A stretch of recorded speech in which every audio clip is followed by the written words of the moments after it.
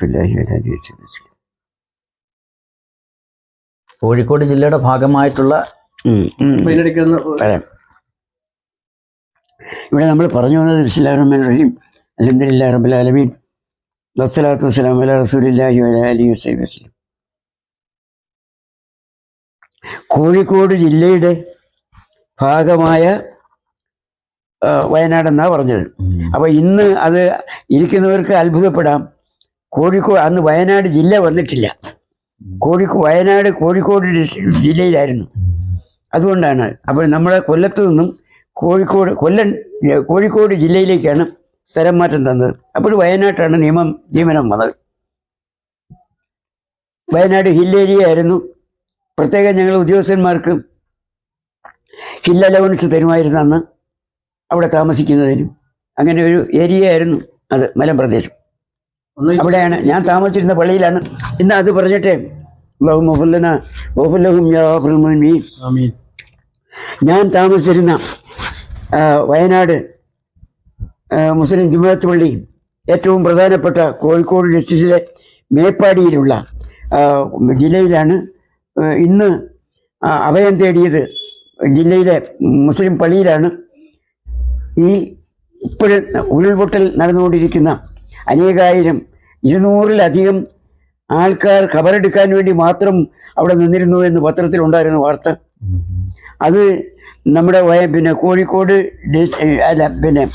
വയനാട് അന്ന് കോഴിക്കോട് ഡിസ്ട്രിക്റ്റിലായിരുന്ന വയനാട് മേപ്പാടിയിൽ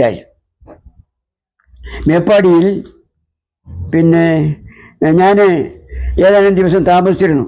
ഏതാനും ദിവസമല്ല, ഒരു വർഷം ഞാൻ താമസിച്ചിരുന്ന അവിടുത്തെ സഹകരണത്തോടു കൂടി തന്നെ അടുത്ത് എനിക്ക് ലോഡ്ജ് എടുത്തിട്ടുണ്ടെങ്കിലും ലോഡ്ജിൽ കൂടുതൽ താമസിക്കാൻ പോകലില്ല. ജുമുഅത്ത് പള്ളിയിലാണ് കൂടുതലും സഹവസിക്കുന്നത്. അതിനൊക്കെയുള്ള ഏരിയ ആയിരുന്നു അവിടെ. കാരണം ജാമിഉൽ ഖൈറാത്തിൽ പഠിച്ച ഉലമാക്കൾ അവിടെ വന്ന് പരിസര പ്രദേശങ്ങളിലൊക്കെ, വയനാട് പരിസര പ്രദേശങ്ങളിൽ മേപ്പാടിയിലെല്ലാം പലരും ഖത്തീബായിട്ട് ഇമാമായിട്ട് ജോലികൾ നോക്കി, മുദരിസായിട്ടൊക്കെ ജോലികൾ നോക്കി ഇരിക്കുന്ന കാലത്തിലാണ് ഞാൻ ചെല്ലുന്നത്. ജാമിഉൽ ഖൈറാത്ത് പട്ടിക്കാട് ജാമിയ നൂരിയ, അതാണ് ജാമിഉൽ ഖൈറാത്ത് എന്ന് പറയുന്നത്. ഇപ്പോൾ ജാമിഉൽ ഖൈറാത്ത് എന്നാണ് അറിയപ്പെടുന്നത്. ജാമിയ നൂരിയ. അപ്പോൾ ഞാൻ അവിടെ ചെല്ലുന്ന അവസരത്തിൽ ആദ്യമേ എനിക്ക് യാതൊരു പരിചയവുമില്ല. എന്നെ കോഴിക്കോട് ഡിസ്ട്രിക്റ്റിലെ സ്ഥലം മാറ്റം തന്നു. പ്രൊമോഷനോട് കൂടിയുള്ള സ്ഥലം മാറ്റം തന്നു. അങ്ങനെ ഞാൻ ഹൈസ്കൂൾ മാസ്റ്ററായിട്ട് ചെല്ലുകയാണ്. അവിടെ മാസ്റ്റർ എന്നാണ് പറയുന്നത്. അപ്പോൾ ഹൈസ്കൂൾ മാസ്റ്ററായിട്ട് അവിടെ ചെല്ലുമ്പോഴേ അവിടെ വന്ന ആളുകൾ പരിചയപ്പെട്ടു. ഇതാരാണ്? കൊല്ലക്കാരാണ്. കൊല്ലത്ത് നിന്ന് ഇവിടെ എന്തിനാണ് വന്നത്? അപ്പോൾ ഇന്നടുത്ത് ഞാൻ ഇവിടുത്തെ ഹൈസ്കൂൾ എവിടെയാണെന്ന് അറിയണം. ഹൈസ്കൂൾ ഇതിനടുത്ത് തന്നെ. അപ്പോൾ ആ ഹൈസ്കൂളിലാണ് ഇന്ന് ഈ ഉരുൾപൊട്ടൽ സംബന്ധിച്ച് ഉള്ള കേസിൽ അഭയം തേടിയിരിക്കുന്ന ആ ഹൈസ്കൂളിലെ ഹൈസ്കൂൾ ക്യാമ്പുണ്ട്. ഈ ജുമുഅത്ത് പള്ളിയിലും ക്യാമ്പുണ്ട്. അങ്ങനെ ജുമുഅത്ത് പള്ളിയിലും ഹൈസ്കൂളിലും കൂടെയാണ് ഇപ്പോഴെല്ലാം അള്ളാഹുവെ അവിടുത്തെ മോമിനികൾക്കെല്ലാം നീ പുറത്തു കൊടുക്കുകയും മറ്റുള്ളവർക്കും മറ്റുള്ള കുടുംബങ്ങൾക്കും എല്ലാവർക്കും നീ ആശ്വാസം നൽകുകയും ചെയ്യണേ പഠിച്ചവനെ. അള്ളാഹുവേ റഹ്മാനി റഹീം. എന്തൊരു സംഭവമാണ് അവിടെ ഉണ്ടായത്. അങ്ങനെയുള്ള കുദറത്തുകൾ ഇന്നവിടെ നടന്നുകൊണ്ടിരിക്കുന്നു. ആ സ്ഥലത്ത് ഞാൻ താമസിച്ചിരുന്ന സ്ഥലമാണ്. ഞാൻ അവിടെ ചെല്ലുമ്പോൾ 2 സുഹൃത്തുക്കൾ ഇങ്ങോട്ട് വരുന്നു. അപ്പോൾ ആരെയും അറിയാത്ത സുഹൃത്തുക്കളാണ്. മദ്രസ വിട്ടിട്ട് 2 മുഅല്ലിമീങ്ങളാണ്. ആദ്യം ഞാൻ കോഴിക്കോട് വയനാട് ഇറങ്ങുന്ന അവസരത്തിൽ കാണുന്ന ഇവരെയാണ് 2 ചെറുപ്പക്കാർ മുസ്ലിങ്ങൾ.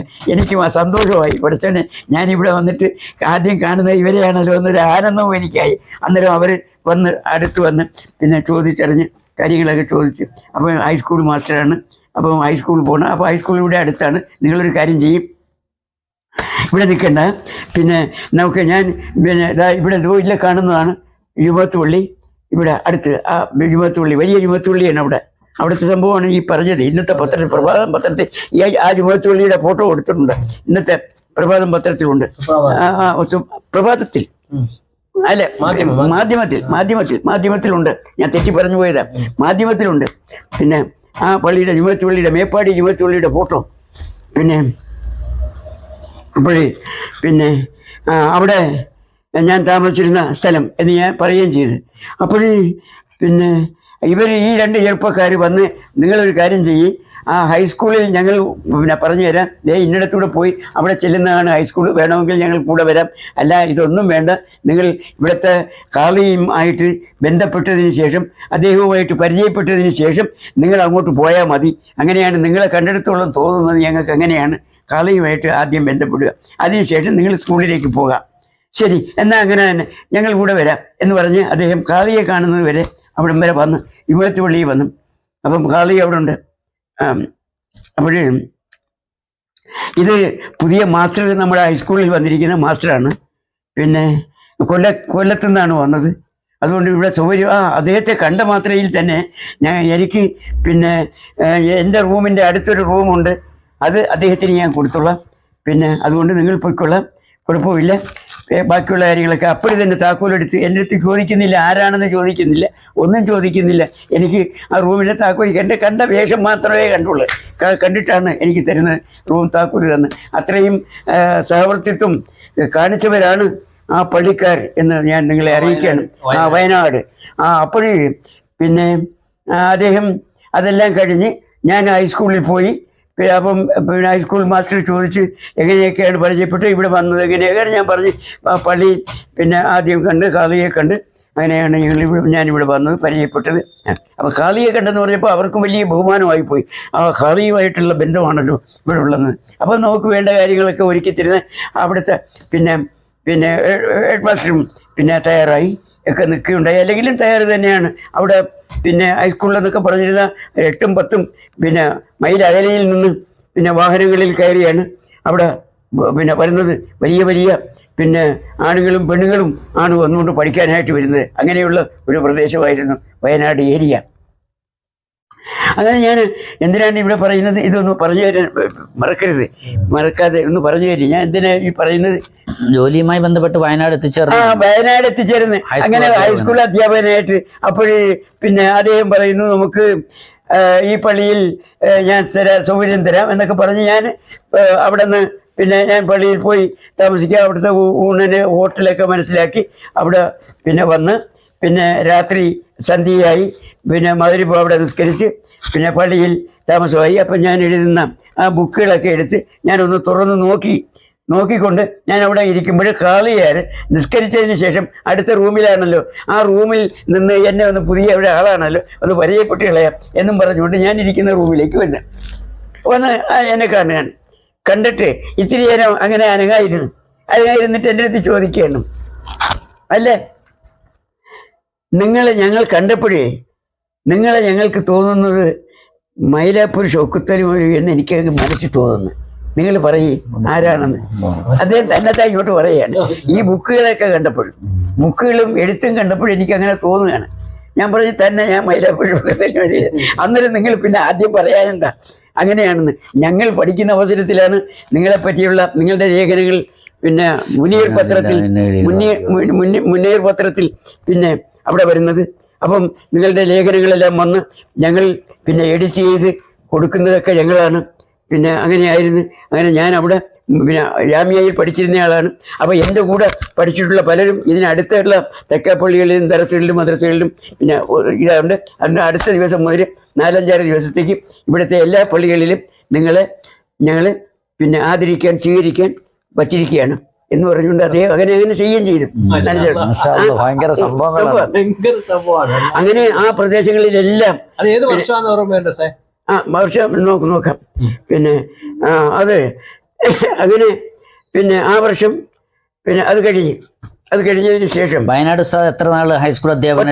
ഒറ്റ വർഷം. കാരണം ഇവിടുന്ന് എനിക്ക് എഴുതി വന്നിരിക്കുന്ന പ്രൊമോഷനാണ്. അപ്പൊ പ്രൊമോഷന് അയക്കുമ്പോൾ തിരിച്ച് വിളിക്കുന്നത് ഇവിടെ കൊല്ലം ജില്ലയിൽ പിന്നെ എപ്പോഴാണോ പോസ്റ്റ് വരുന്നത് ആ പോസ്റ്റിൽ ഇങ്ങോട്ട് വിളിക്കാതെ എഴുതിയിരുന്നു.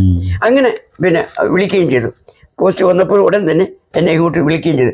അപ്പോഴത്തേക്ക് പിന്നെ ആളുകൾ വിടത്തില്ല, അവിടെ തന്നെ നിൽക്കണമെന്നുള്ള പിന്നെ ഇതായി. എന്നോട് അത്രയും കൂറ് പുലർത്തി അവിടെയുള്ളവരെല്ലാം കൂറ് പുലർത്തി. ഹൈസ്കൂളിലും നേട്ടങ്ങളുണ്ടായി. കാരണം എന്നെ കൊണ്ട് ആളുകളുടെ അടുത്ത് സംഭാഷണം ചെയ്ത് 8-10 ഏക്കർ തറ അവിടെ ഉണ്ട് ഹൈസ്കൂൾ വകയായിട്ട്. അപ്പോൾ അതിന് 4 ചുറ്റും പിന്നെ വേലിക്കെട്ടുകൾ വേണം. അതിനുള്ള സാമ്പത്തിക ശേഷി ഉണ്ടാകണം. അതിന് ഞാൻ കൂടെ ഇറങ്ങുകയാണെങ്കിൽ മുളകൾ തറകൾ അവരുകൾ എല്ലാം പിന്നെ ആളുകളുടെ അടുത്ത് നിന്ന് ഇവിടെ വാങ്ങിച്ചിടാം എന്നുകൊണ്ട് അപ്പം അങ്ങനെ എന്നെ കൊണ്ട് അവരൊത്തിരി മുതലെടുക്കുകയും ചെയ്തിട്ടുണ്ട്. മുതലെടുക്കുകയല്ല, അവർ പിന്നെ നല്ല സൗഖ്യം പിന്നെ സൗഹൃദം പിന്നെ സ്ഥാപിച്ചിട്ടുണ്ട്. അങ്ങനെ ഉണ്ടായിരുന്നു. അങ്ങനെ ഒരു കൊല്ലം നമ്മൾ അവിടെ നിന്നതാ. അതിനുശേഷമാണ് ഇങ്ങോട്ട് പോരുന്നത്. പിന്നെ എന്തിനാ ഇത് പറഞ്ഞു വന്നത്? ഹൈസ്കൂൾ സേവനത്തിന്റെ കാലഘട്ടം അങ്ങനെ നീങ്ങുകയാണ്. അപ്പോഴേ നമ്മൾ ഈ പറഞ്ഞ ഏതാണ് ഹൈസ്കൂൾ സേവന കാലഘട്ടം കഴിഞ്ഞ് പിന്നെ എന്തായി? പിന്നെ ജീവിത വഴിയിൽ പിന്നെ ഇങ്ങനെ നേരെ പിന്നെ കൊല്ലത്ത് വന്നതിന് ശേഷം പിന്നും പഴയതുപോലെ കൊല്ലം പ്രദേശത്തായി കഴിഞ്ഞപ്പം വീടുമായിട്ടുള്ള ബന്ധമായി. കൊല്ലത്ത് ഏത് സ്കൂളിലായിരുന്നു ജോലി ഇവിടെ വന്നത്? കൊല്ലത്ത് ഞാൻ അവസാനം ഇരിക്കുന്നത് തട്ടാമല ഹൈസ്കൂളിൽ. ഇപ്പൊ ഇരയൂരം പിന്നെ ഹൈസ്കൂൾ എന്ന് പറഞ്ഞുകൊണ്ട് പിന്നെ ഇരയൂരം സെക്കൻഡറി സ്കൂളില്ലേ, പിന്നെ പ്ലസ് 1 പ്ലസ് 2 ഉള്ള പള്ളിമുക്ക് കഴിഞ്ഞതിന് ശേഷം അതിലായിരുന്നു. പിന്നെ അവസാനം 7-8 വർഷം. പിന്നെ അതിനു മുമ്പ് വേറെ 3-4 സ്കൂളുകളിലായിട്ടുണ്ടായിരുന്നു. പിന്നെ വേറെ ഗോളശാസ്ത്രത്തിന്റെ അടിസ്ഥാന വിഷയങ്ങളെല്ലാം പഠിച്ചു തുടങ്ങിയത് അന്ന് നമ്മുടെ ബഹുമാനപ്പെട്ട നവറുല്ലാഹു മർക്കദഹു ഇബ്രാഹിം മൗലവി നവറുല്ലാഹു മർക്കദഹു അവർ പിന്നെ ഇവിടെ ഇരിക്കുന്ന ആ ഘട്ടത്തിൽ ഞാൻ പറഞ്ഞു വന്നല്ലോ, മലയാള രാജ്യത്തിന് എല്ലാം പിന്നെ ലേഖനങ്ങൾ അയച്ചിരുന്നെന്ന് പറഞ്ഞില്ലേ.